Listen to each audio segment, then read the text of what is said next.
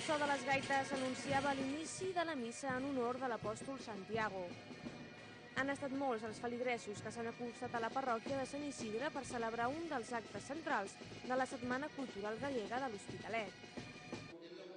El pare Francesc Prieto ha estat l'encarregat d'oficiar la missa. Ho ha fet en castellà, però això no ha impedit treure el sentiment gallec a la cerimònia. Durant el sermó, com no podia ser d'una altra manera, Prieto ha dedicat unes paraules a destacar els valors de solidaritat i germanor del Camí de Sant Jaume. ¿Cuántas historias hay en el camino? Porque es la vida. Y el santo ilumina desde el fondo esperándonos. Acabat el sermó, membres de la Casa Galega de l'Hospitalet han ofert una ofrena floral a l'apòstol.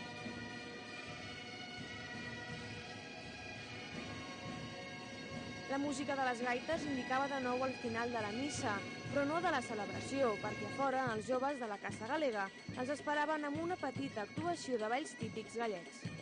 Es el colofón de la fiesta de Santiago que hacemos cada año, que coincide siempre el primer fin de semana de julio y que la hacemos siempre en honor al patrón de Santiago. Como no se puede celebrar el 25 de julio, que es el día conmemorativo porque hay mucha gente que ya está de vacaciones y tal, pues siempre lo adelantamos al primer fin de semana de julio.